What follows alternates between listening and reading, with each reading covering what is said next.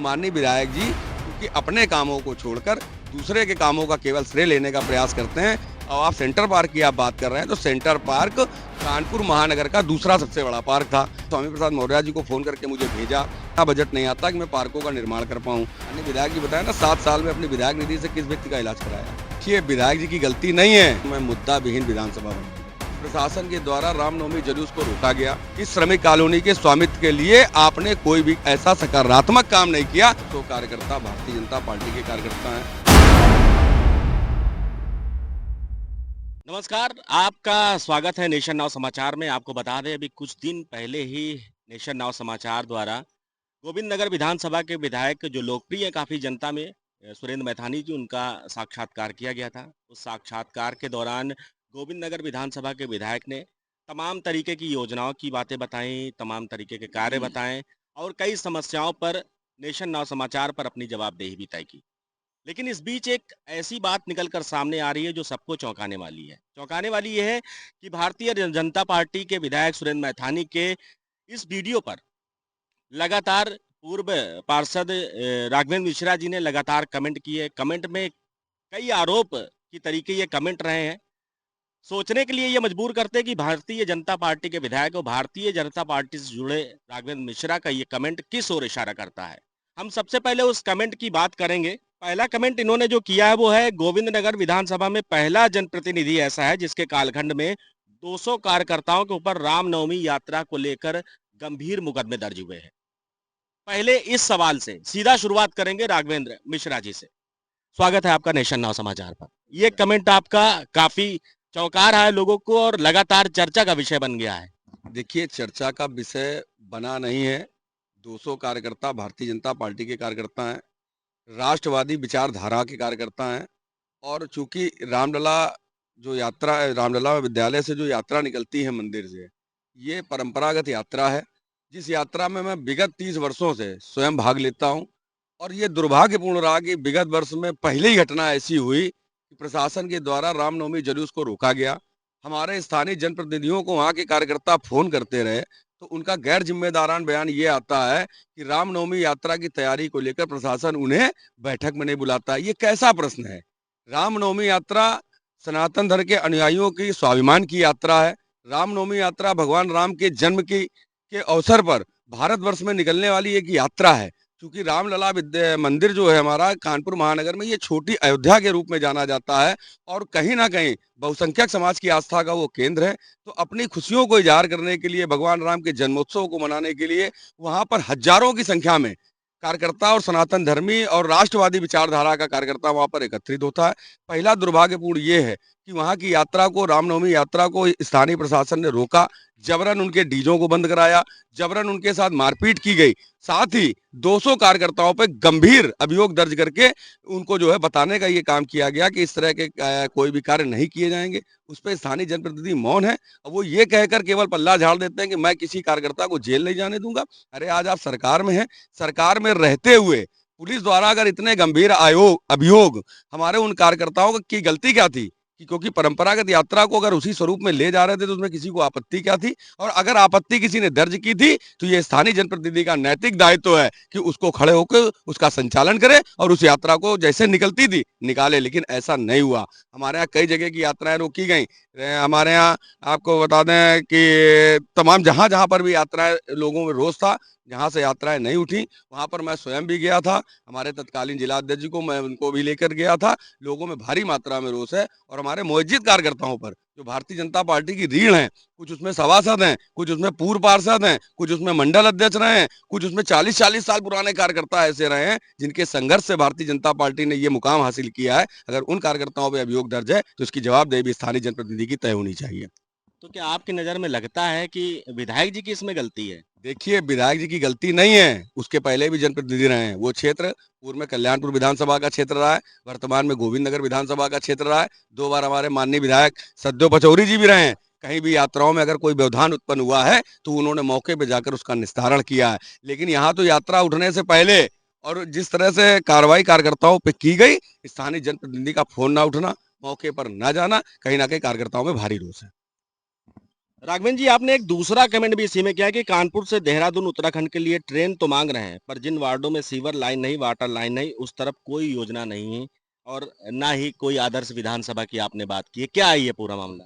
देखिए, आपका वीडियो जब मैंने सुना था, तो उसमें माननीय विधायक जी ये कहते नज़र आ रहे थे कि मैं मुद्दा विहीन विधानसभा बनाऊँगा और मेरी दृष्टि में इस विधानसभा में मुद्दों की भरमार है, जिस पर स्थानीय जनप्रतिनिधि को काम करना चाहिए। ट्रेन का विषय हो, नेशनल हाईवे का विषय हो, कॉरिडोर का विषय हो, ये विषय तो माननीय सांसद जी के लिए पर्याप्त रूप से हैं। क्योंकि हर व्यक्ति का, हर जनप्रतिनिधि का एक क्राइटेरिया तय है। लेकिन अगर मैं पार्षद होके ये कहूँ कि पूरे शहर को मैं जो हूँ स्मार्ट बना दूँगा, तो ये तो जनता को भ्रम करने जैसा एक बयान है, इसके अलावा कुछ नहीं है। आज आप जिस लेबर कॉलोनी में मैं रहता हूँ, माननीय विधायक जी कहते हैं मैं 42 साल लेबर कॉलोनी में रहा, 6 साल मैं सहजनवा में रहा, फिर उसके बाद वो 7.5 साल के विधायक हो गए। तो इन बातों का कोई मतलब नहीं है, क्योंकि जो समस्याएं जहां पर थी वहां पर हैं। क्योंकि हम लोग 2012 में जब ये नई विधानसभा बनी थी, माननीय सत्यदेव पचौरी जी यहाँ पर विधायक के रूप में, प्रत्याशी के रूप में आए थे, तो निश्चित रूप से वो जो चुनाव था वो बड़ा ही कांटे का चुनाव था। हम लोगों ने बहुत संघर्ष किया था, तब हम लोग 12,000 कुछ वोटों से चुनाव जीतकर माननीय पचौरी जी को विधानसभा भेज पाए थे। लेकिन उसके बाद जब वो उन्होंने फील्ड तैयार की, हर गली मोहल्लों में जाना शुरू किया, लोगों को भारतीय जनता पार्टी की योजनाएं बताई, लोगों को संगठन से जोड़ने का काम किया, तो उसका परिणाम अगले चुनाव में 72,000 वोटों में तब्दील हुआ।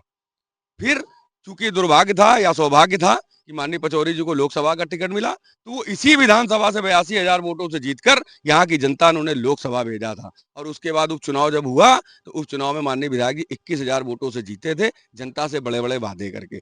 अगर स्थानीय हम समस्याओं को खत्म नहीं कर पा रहे हैं, जिन मतदाताओं ने हमें वोट देकर विधानसभा के अंदर भेजा है, लोकसभा के अंदर भेजा है या नगर निगम के सदन के अंदर भेजा है, तो हमारी जवाबदेही सबसे पहले तय होती है स्थानीय जनमानस के लिए। स्थानीय जनमानस किन समस्याओं से जूझ रहा है? सीवर लाइन नहीं है, वाटर लाइन नहीं है, लोगों के घरों में सीवर का पानी जा रहा है। इन समस्याओं को कौन देखेगा?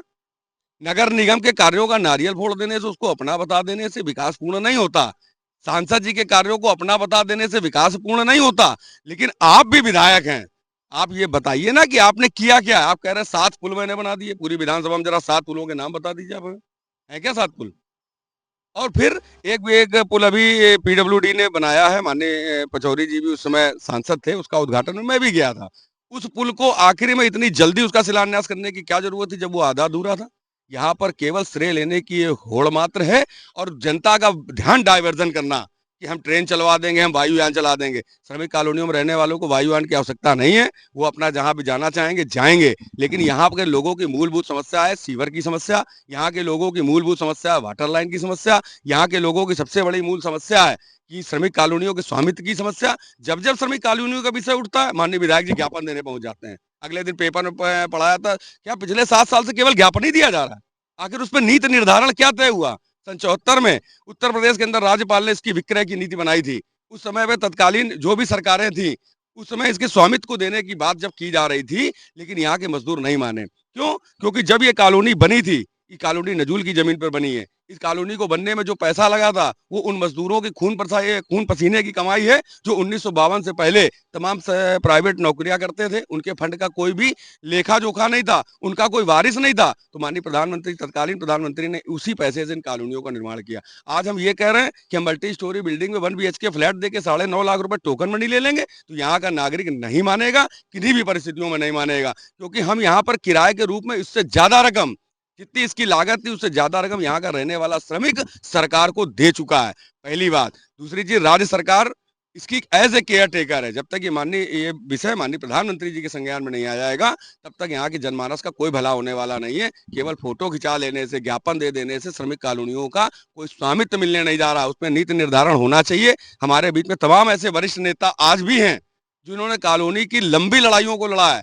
उसमें आज हमारे डॉक्टर शैलेंद्र दीक्षित जी भी हैं। आप उनसे बात करेंगे तो शायद कॉलोनियों की वास्तविक स्थिति क्या है वो ये बताएंगे। लेकिन अनावश्यक प्रस्ताव बनवा देना, आज श्रम विभाग ये प्रस्ताव बनाकर भेज रहा है कि मल्टी स्टोरी बिल्डिंग बनाएंगे, जिसको हमने सिंगल क्वार्टर अलॉट किए हैं उसको हम 1 BHK फ्लैट दे देंगे। ये किस तरह का मजाक है? ये मजाक है या कहते हैं ना, अधजल गगरी छलकत जाए, आधा अधूरा ज्ञान बहुत ही खतरनाक होता है। इसलिए मैं तो आपके चैनल के माध्यम से बार बार कह रहा हूँ कि एक बार चुनाव हो गया, तब आप ये कहते घूम रहे थे कि मैं 2 साल का विधायक था, कोरोना की भेंट चढ़ गया, 5 साल का पूरा कार्यकाल मिल गया, इस श्रमिक कॉलोनी के स्वामित्व के लिए आपने कोई भी ऐसा सकारात्मक काम नहीं किया जिससे जनता को राहत मिले। राघवेंद्र जी, आपका एक कमेंट और आपने उसमें किया हुआ है, विधायक जी ने लगातार कई पीड़ित, कई बीमार लोगों के लिए आर्थिक मदद की उपलब्धता कराई और लगातार वो ये भी कहते रहे हैं कि कोई भी मेरे यहाँ आता, हम लोग खुद जाकर वहाँ पर देखे हैं कि जाकर के विधायक जी के पास जो भी जाता है उनका काम वो यथास्थिति करते हैं।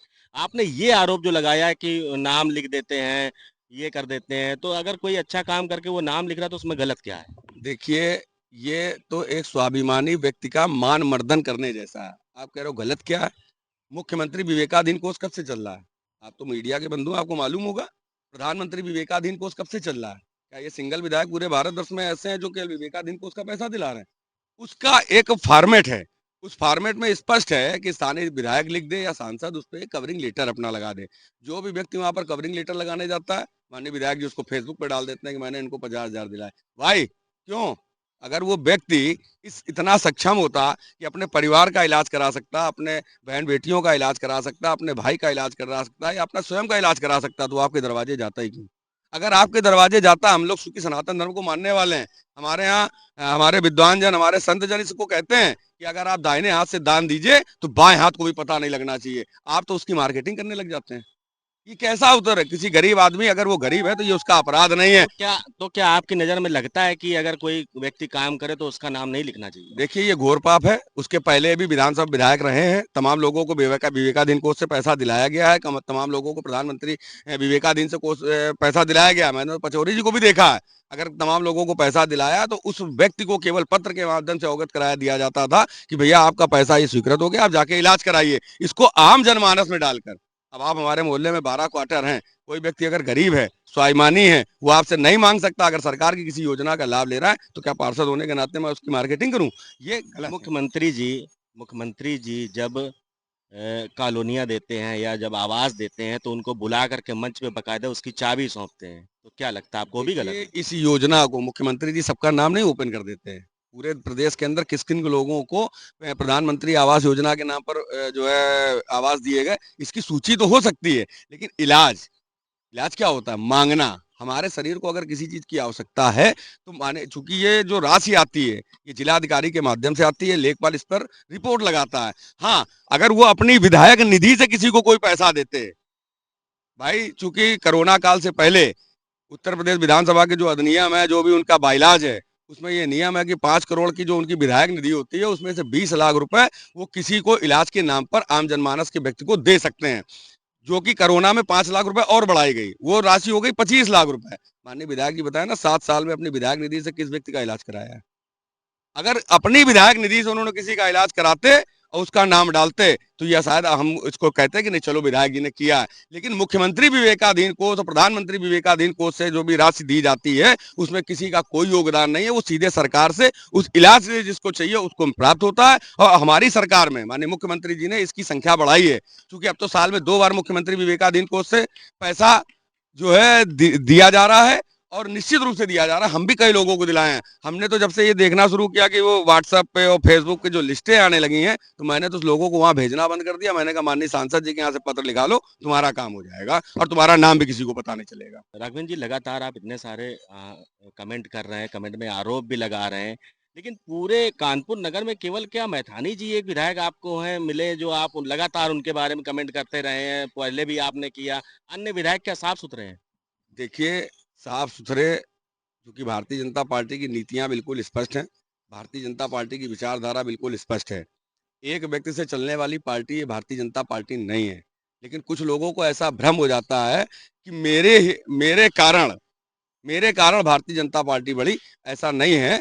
भारतीय जनता पार्टी की वजह से प्रत्येक कार्यकर्ता बढ़ा है, चाहे वो हमारे आज माननीय प्रधानमंत्री जी को आप देख लीजिए, हमारे माननीय मुख्यमंत्री जी को आप देख लीजिए, तमाम ऐसे उदाहरण हैं भारतीय जनता पार्टी के अंदर। लेकिन एक हमारे माननीय विधायक जी भी हैं। पूरे देश के किसी एक विधानसभा से ऐसा विधायक आप ले आइए जिसने आज तक मुख्यमंत्री विवेकाधीन से पैसा दिलाया हो और उसकी मार्केटिंग अगर सोशल मीडिया पे किसी गरीब आदमी का मजाक उड़ाने के लिए किया हो, तो आप हमें जो बताइए सो करने को तैयार हैं। कभी नहीं ऐसा होता था। नहीं, काम भी तो किए हैं राघवेंद्र जी। आप देखिए सेंट्रल पार्क देखिए, कई नल इन्होंने लगवाए हैं, आते हैं प्यासे, उनके लिए नल की व्यवस्था भी की है। लगातार अभी कूड़े वाली जगह पर जा करके उन्होंने निरीक्षण भी किया। लगातार नगर आयुक्त को फ़ोन करके उसके बारे में इंगित भी करा रहे हैं कि इसको जल्द सही कराएँ। हम लोगों ने अपने चैनल के माध्यम से उनसे निवेदन किया कि वो रोड बनवा दी जाए पनकी वाली, उस पर भी वो लगातार बोल रहे हैं कि हाँ, बन जाएगी। लेकिन बावजूद इसके उन्होंने ये भी कहा कि जो काम करता है लोग उसी को बोलते हैं, अन्य किसी को नहीं बोलते। देखिए, जो काम करता है उसको तो लोग बोलते हैं, जो काम नहीं करता उसको क्या बोलना चाहिए? जो काम नहीं करता उसको हम बोलते हैं। काम करने वाले को हम नहीं बोलते। आज आप कनपनकी के डंप का आप बता रहे हैं कि मेरे रहते विधानसभा में ये लग जाता, तो मैं क्या कर देता? आप चैलेंज कर रहे हैं। 7 साल से वो डंप बंद पड़ा था। 2018 में तत्कालीन नगर आयुक्त अक्षय त्रिपाठी जी जब कानपुर महानगर में आए थे, तो उस कार्यकारिणी में कार्य योजना तैयार हुई थी। माननीय हमारी महापौर प्रमिला पांडेय जी और उनके अथक प्रयासों से वो कूड़ा निस्तारण का प्लांट चालू हो पाया था, जो उसके पहले से बंद पड़ा था। वो कोई आज के नहीं, वो समाजवादी पार्टी की सरकार से था। पहली बात, जब वो चलने लगा तो वहाँ पे कूड़े का निस्तारण होने लगा। कूड़े के निस्तारण से टाइल्स बनने लगी, तमाम प्रकार की चीजें बनने लगी, जो लोगों को निर्यात होने लगी। माननीय विधायक जी 7 साल से विधायक हैं। उनको ये पता है कि पनकी के अंदर डंप है, कूड़ा है, वहाँ समस्या है, वहाँ वायु प्रदूषण हो रहा है, वहाँ लोग बीमार हो रहे हैं, आम जनमानस इससे प्रभावित है। आप 7 साल से सदन में केवल याचिका लगा रहे हैं, निस्तारण क्या है? 7 साल कोई कम समय है? पंचवर्षीय योजना में ही लोगों को उसका निस्तारण कर देना चाहिए था, लेकिन आज 7.5 वर्ष होने जा रहे हैं। माननीय विधायक जी सिर्फ याचिका लगा रहे हैं। कॉलोनी के स्वामित्व की बात कर दीजिए, माननीय विधायक जी केवल ज्ञापन दे रहे हैं। हम सीवर लाइन की बात करते हैं, वो कहते हैं हम ट्रेन चलवा देंगे। हम ट्रेन से देहरादून जाके क्या करेंगे? हम अपने बच्चों को, यहाँ के श्रमिक अपने परिवार को पालेगा, सीवर की समस्या देखेगा कि वाटर लाइन को साफ पानी मिल जाए, साफ वातावरण मिल जाए, इसकी उसको चाह है कि ट्रेन की चाह है?